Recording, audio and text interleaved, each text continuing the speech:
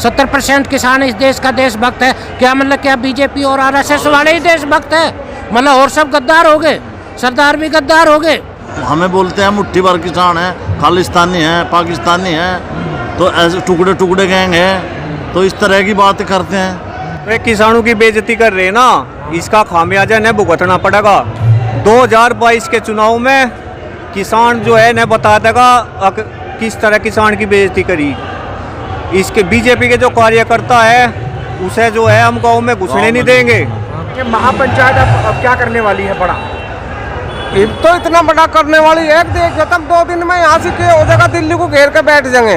वहाँ पे 4 घंटे की पंचायत थी रात में, वहाँ पे जो सुबह पंचायत होती ना भाई, अगर किसी को टाइम मिल जाता 2-3 किसानों को बताने का या किसी को भी करने का या प्रचार हो जाता पंचायत है, तो जहाँ वो था ना, जहाँ पे पंचायत थी वो फील्ड था, उसका नक्शा बदल देते, इतने किसान वहाँ पे पहुँच जाते। पूरा मुजफ्फर ये 2014 के बाद जब यह गवर्नमेंट हुकूमत में आई थी, इसमें ये हुआ कि लोगों का एक भरोसा था मोदी जी के प्रति, लेकिन इस हुकूमत में इन लोगों के खिलाफ कोई आंदोलन 7 सालों में इतना मजबूत कोई खड़ा हो नहीं पाया था। अब ये किसान आंदोलन एक ऐसा आंदोलन था जो इन 7 वर्षों में सबसे मजबूत और कद्दावर आंदोलन खड़ा हो जाता। इन लोगों ने इसी साजिश के तहत वो 26 जनवरी वाला कांड कराया ताकि वो आंदोलन को बदनाम किया जा सके। अब आपके टीवी चैनल के माध्यम से मैं कहना चाहता हूँ, उत्तर प्रदेश ने मुजफ्फरनगर ने मोदी की सत्ता की तामील करवाई थी। बीजेपी की जो जड़ें थी वो मुजफ्फरनगर में थी। आज इस पंचायत के बाद बीजेपी की जड़ें उखाड़ करके मुजफ्फरनगर ने फेंक दी हैं और 2022 में आपको देखने के लिए मिल जाएगा कि उत्तर प्रदेश तक बीजेपी की सरकार, बाबा मुख्यमंत्री तो मठ में जाएंगे, उसके बाद मोदी जी की भी विदाई तय है। हमारे युवाओं ने मोदी मोदी मोदी मोदी इसलिए चिल्लाया था रैली में जाकर के कि उनके दिमाग में ये बात थी कि आज मोदी जी सत्ता में प्रधानमंत्री पद की शपथ लेंगे और उसके कुछ दिनों के बाद ही उनकी सरकारी नौकरी का जो 2 करोड़ नौकरियों का वादा मोदी जी ने करा था वो पीछे पीछे ज्वाइनिंग लेटर चलता हुआ ग्राम पे आ जाएगा। लेकिन ऐसा हुआ नहीं। युवा ठगा गया, किसान ठगा गया, मजदूर ठगा गया, नौजवान ठगा गया। इसलिए अब इस सरकार के दिन पूरे हुए। इन्होंने सिर्फ 7 साल में कंबल ओढ़ के घी पिया है और बैल के दांत गिनने का काम किया है। इसके अलावा इस सरकार ने कुछ किया नहीं है। और मैं आपको बता देना चाहता हूँ, इस सरकार के दिन अब पूरे हुए। अब इन्होंने अन्नदाता सड़ंगा लेकर के अपनी ताबूत में आखिरी कील ठोकने का काम किया है। जय हिंद, जय भारत, जय किसान।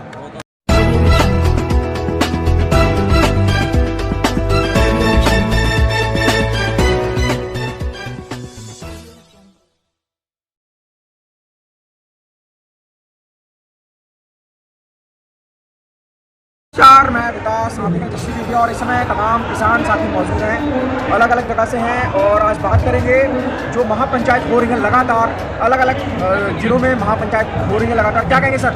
अभी मुजफ्फरनगर में महापंचायत हुई है तो बताया जा रहा है कि 2 से 3 लाख लोग उसमें थे। 4 से 5 लाख जी, 4 से 5 लाख। हाँ, क्या कहेंगे अब क्या होने वाला है? देखो, गवर्नमेंट को तो इसी चीज़ से समझ जाना चाहिए कि वहाँ पे जो मुजफ्फरनगर में हमने रैली करी चौधरी साहब के आंसू देख करके, और ये 4 से 5 घंटे की रैली थी।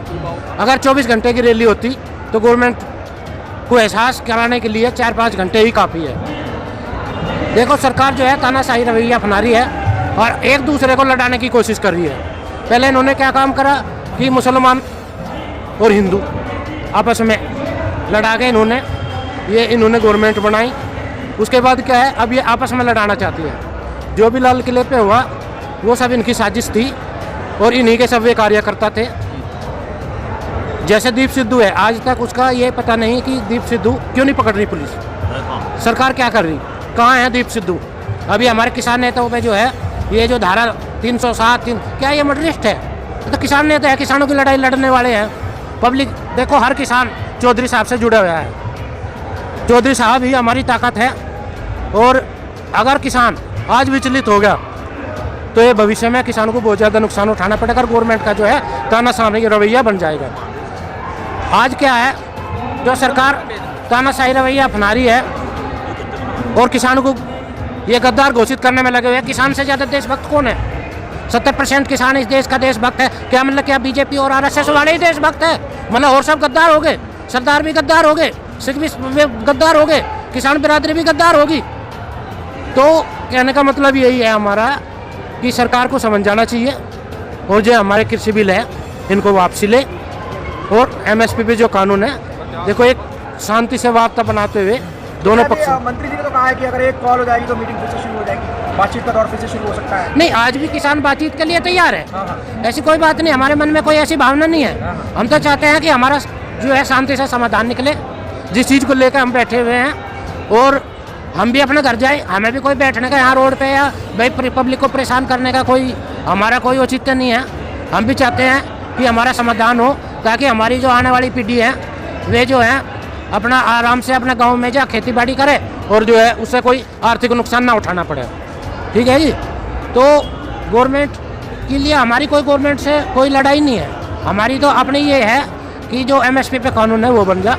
कुछ और साथी भी उनसे भी बात करेंगे। क्या कहेंगे सर, अभी क्या मामला बन रहा है महापंचायत, और क्या बड़ा रूप बदल देगी किसान आंदोलन का? इसने तो सर सारा ही बदल दिया, इसने तो सारा ही रूप बदल दिया इसका धरने का सारा। अब तक तो ये था कि कुछ भाई हमारे ऐसे थे जो गांव में जहाँ थे हम, और वे नु कहते भाई अरे वहाँ क्या हो रहा है, तो अब वे भी आगे जो नहीं आ रहे थे 2 महीने से, अब तो वे भी आगे, नए नए लोग आगे सब।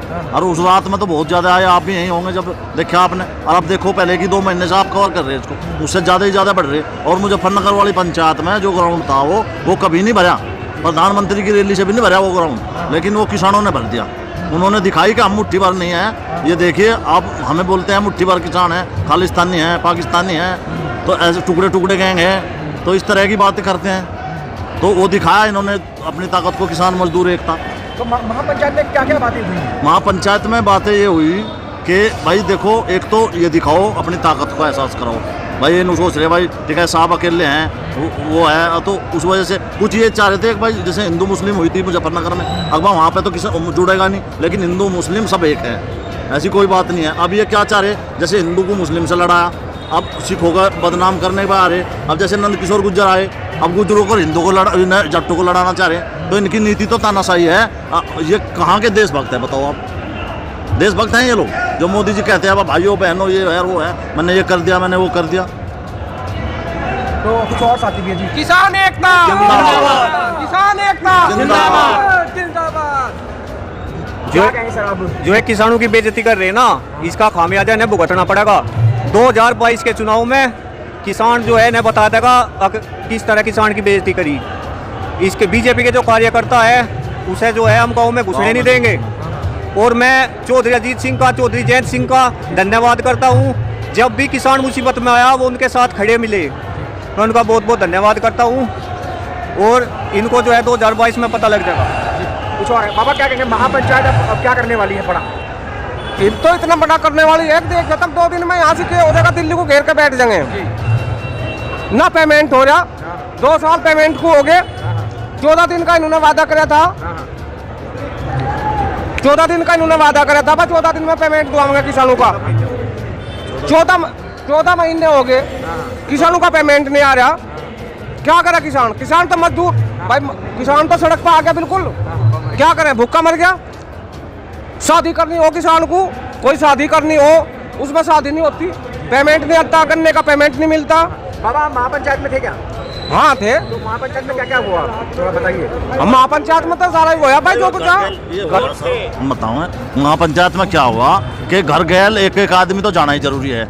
और ये हुआ कि भाई वहाँ पे 4 घंटे की पंचायत थी रात में, वहाँ पे सुबह पंचायत होती ना भाई। अगर किसी को टाइम मिल जाता किसानों को बताने का या किसी को भी करने का या प्रचार हो जाता पंचायत है, तो जहाँ वो था ना, जहाँ पे पंचायत थी वो फील्ड था, उसका नक्शा बदल देते, इतने किसान वहाँ पे पहुँच जाते। पूरा मुजफ्फरनगर मिला ही नहीं ना, पूरा मुजफ्फरनगर जाम हो गया। और वहाँ निर्णय लिया गया भाई एकदम तक तो जाओ ना, धीरे धीरे जाते रहो आते रहो, अपना ये भी खेती का काम भी ना छूटे और वहाँ का भी काम चलता रहे, तो दोनों काम चलते रहे। तो ये निर्णय हो वहाँ पे। तो नरेश टिकैत जी ने अब क्या बड़ा नहीं, नरेश टिकैत जी ने कहा कि हम जो है जैसे चौधरी साहब के आदेश हुए, भाई यहाँ पे आए जयंत जी, और चौधरी साहब ने भी कहा, फोन पर भी बात हुई, सारी बात हुई, तो उन्होंने कहा कि हम भटक गए थे, अपनों से दूर चले गए थे। ठीक है ना, तो अपनों से दूर चले गए थे, अपनों से दूर जाके कोई लड़ाई जीती नहीं जाती। अपनों के साथ जब सब साथ रहेंगे तभी लड़ाई जीती जाती है। अच्छा, मोदी से लोगों को काफ़ी उम्मीद थी भाई साहब, बहुत ज़्यादा उम्मीद करके मोदी को लेकर आए थे, लेकिन इससे बेकार प्रधानमंत्री 40 साल की हमारी भी उम्र हो रही, हमने तो देखा नहीं ना सुना, बुजुर्ग तो सुना करते। वोट दी हमने मोदी की, खुद वोट दी, लेकिन कुछ अब नहीं देने के। नहीं, राकेश टिकैत जी के जो वे आंसू पड़े ना, उसका तो सैलाब आपने देख ही लिया होगा, पूरे वर्ल्ड ने देख लिया भाई, उसमें तो कोई दिक्कत है ही नहीं किसी भी बात की। देखो कितनी पब्लिक आ गया, एक पूरा हिंदुस्तान, आज पूरा किसान एक है। और गांव में जो परिवार है, ये तो एक आदमी थे वहाँ पंचायत में, पूरा परिवार उसके साथ में है। अगर अब की बार यहाँ कोई घटना घटती है तो पूरा जो है जन सैलाब उमड़ेगा और उसका जो खामियाजा है गवर्नमेंट को भुगतना पड़ेगा। एक तरीके से योगी जी को धन्यवाद आपको देना चाहिए, उनकी पुलिस ने और उनके विधायकों ने आपको एक कर दिया पूरी किसान बिरादरी का। नहीं, उनका ये बहुत धन्यवाद है, हमें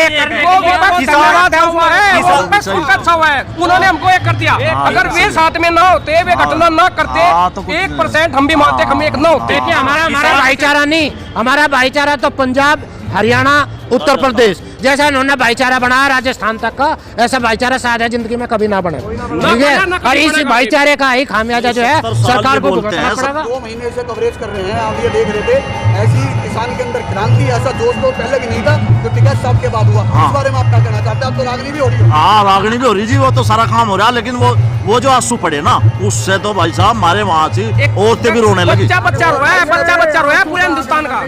मान लिया जाए योगी जी की विदाई है उत्तर प्रदेश से। पक्की विदाई, पक्का, कोई सूरत वोट नहीं देने के बिल्कुल भी कोई सूरत नहीं है। अब जो मान लिया योगी का नंबर आ जाए 2022 में योगी जी को वोट नहीं जाना पड़ा, कोई भी आदमी जाना पड़ेगा मंदिर में जाना पड़ेगा, वही मंदिर में जहाँ से आए थे वहीं से जाना पड़ेगा। 2022 में हम मोदी को कहाँ भेज रहे हैं? मोदी को तो वहाँ पहाड़ों पे भेज देंगे, चाय बढ़ाओगे दोबारा फिर जोड़ा लेकर और जोड़े की भी तलाशी होगी। मोदी और योगी तो चिमटा बजाओगे। 2022 में जो है हम टिकैत साहब ने जो आंसू निकले ना, उसका खामियाजा इन्हें दिखा देंगे क्या है। ये जो गुजरात से है ना, गुजरात से, और जिस तरह वहाँ भिड़ाकर कांड करके ये मान ले यहाँ दिल्ली में बैठे आके, इन अब की बार पता लग जाएगा कि कैसे आते हैं। पहली तो बात जैसे एक दूसरे को भिड़ाया जाता है। नहीं, पहली तो बात ये है, जो राजा हो, और जैसे मान लिया राजा चलता आ रहा तो वही तो जाने राजा राज करना। अब जैसे कांग्रेस थी, राजा है तो ये जाने किस तरह से जनता को कैसे वो करा जा। अब इसे क्या पता, अब मान लिया हमें कोई बैठा दे तो हमें क्या पता कैसे होगा क्या होगा। तो इन्हें तो ऐसा बेवकूफ पागल बना, पता नहीं क्या जड़ी बुंटी सुहाई पब्लिक को।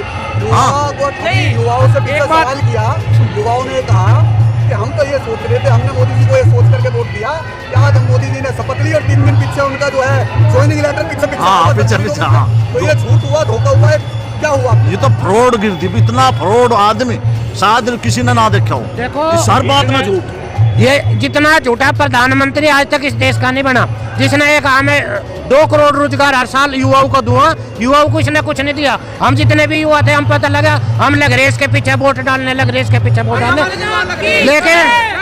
लेकिन एक भी 7 साल से एक भी युवा को रोजगार नहीं दिया इस प्रधानमंत्री ने। एक सवाल है कि पहले ही किसान आंदोलन सिर्फ किसानों तक सीमित था, आज इस किसान में बेरोजगार, श्रमिक, मजदूर, हर वर्ग का आदमी, हर वर्ग है। इसके बारे में आप क्या कहना चाहते हैं? ये भी इसने प्रधानमंत्री ने बहुत अच्छा करा, किसान, मजदूर, युवा सब इसमें जोड़ दिया, हर वर्ग का इसमें आदमी जुड़ गया। और आज भी हर वर्ग का आदमी, जब हमारे गांव में पंचायत हुई, हर वर्ग का आदमी पंचायत में आया। हर वर्ग एक दूसरे से जुड़ा हुआ है, किसान से मजदूर। जब अधिक जास्ती होती है तो ये कुदरत का नियम है, जैसे जैसे जास्ती होती है वैसे वैसे संगठन संगठित होते हैं। तो ये युवा, एक मिनट, ये जो युवा और श्रमिक जो आज एक जगह बैठे हैं, उसकी देन है केवल मोदी की, कि मोदी ने हमको दबाना चाहा, भाजपा का घड़ा भर चुका है। वो उल्टी गिनती शुरू हो गई। नहीं, पाप का घड़ा, भाजपा पाप का घड़ा यार बिल्कुल बच चुका है मेरे भाई। शासन का घड़ा, दुशासन का घड़ा तो शासन बन चुका है। और कृष्ण जो है, कृष्ण इस समय धनुष्मान लेकर के अर्जुन से कह रहे हैं, नरेश टिकैत राकेश टिकैत से कह रहे कि तू इनका संहार कर। ये जो अमित शाह है ना, ये है मुकेम्बो, और ये मुकेम्बो ये चाहता है कि किसान को दुखी करके तू खुश हो जाएगा। इसको 2022 में बता देंगे हम इस मुकेम्बो को, ये खजानी में ये कहीं मिलेगा नहीं आपको, ये कहीं ढूंढने से भी नहीं मिलेगा। ये चाह रही थी कि 50-60 साल राज करेगा, ठीक, अगर सही चला जो, और अब तो ये बस हो लिया काम इसका, ये आखिरी है इसका। आप कह रहे हैं 50-60 साल, 5 साल दिखाने भारी पड़ेगा। नहीं, जैसे शुरू में 2014 में जो जैसी बात करता था उस तरीके से बात। आप इस अवस्था में भी यहाँ के साथ आ रहे हैं, तो चलो आप ही बोल लो, क्या कहना चाहोगे? भाई साहब, हम किसान एकता की सबके साथ है, विकलांग एकता पार्टी है हमारी, हम हैंडीकैप से हैं। जितने भी हम मेरठ जिला के प्रभारी विकलांग एकता पार्टी के प्रभारी हूँ। और हम सब संगठन से आए हुए हैं, जितने भी विकलांग भाई हैं मेरे सभी साथ आए हुए हैं मेरे जिले से, और हम इनका स्वागत करते हैं किसान भाइयों का। हम भी किसान भाई हैं और हम इस लड़ाई ने वहां तक लड़ेंगे जहां तक हमारी मांग पूरी नहीं होएगी, वहां तक हमने लड़ाई लड़नी है ये। और विकलांग एकता पार्टी जिंदा